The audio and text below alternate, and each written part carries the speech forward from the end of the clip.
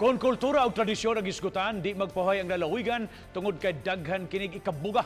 Apan nasayod ba mo mga kapuso, pipilian ni Gipakita Pinaagi sa Sayaw. Atong tanawon kining mga sayaw nga tatak bisdak nga buot parang buon karon aron dili makikalimtan sa bag-ong henerasyon. Pinaagi sa tong RTV Presents ni Nico Sirino.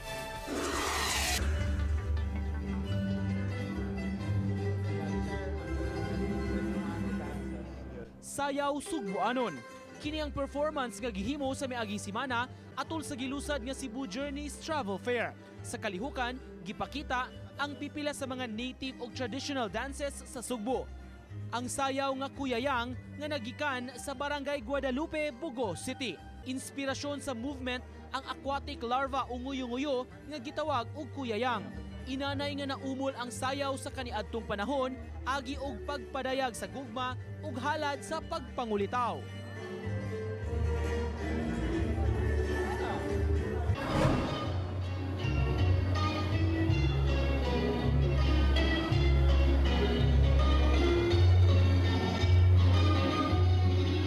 Samtang ang lungsod sa Sibonga, dunay kaugalingong bersyon sa sayaw nga itik-itik.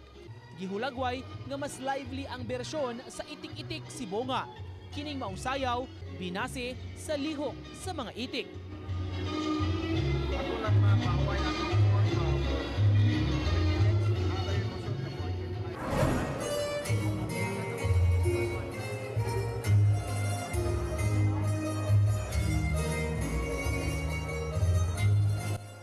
Ning umaabot nga kasaulugan sa Kapaskuhan, may haumsab nga sayaw alang sa selebrasyon.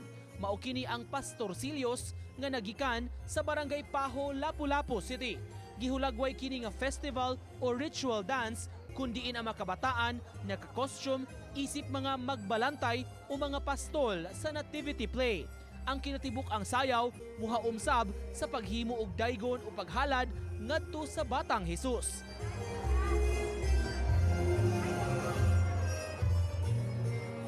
Pasko ni siya kasayaw. Pangpaso siya kasayaw. Sayaw sa mga? Sayaw sa mga pastores. Okay.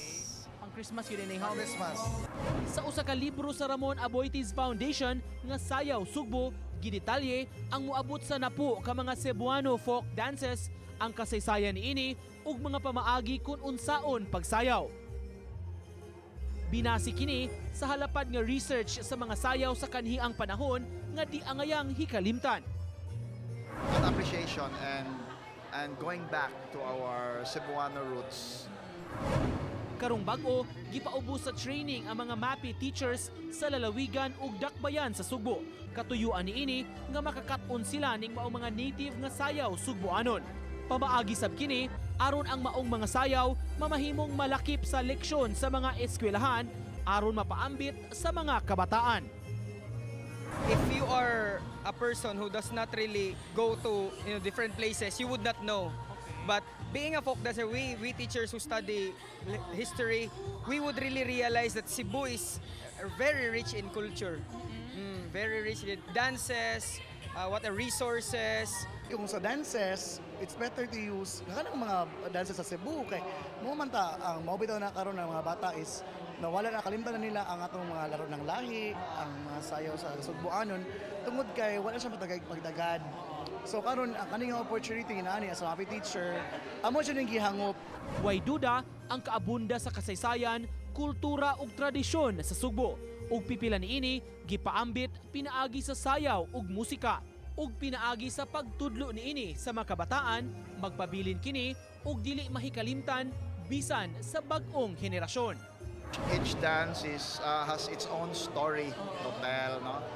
Especially kaning mga sayaw nato nga wala siya na influence sa Western, no?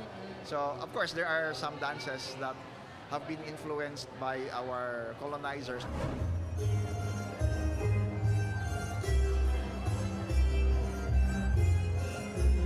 Ako si Nico Sirino ug kini ang akong short docu.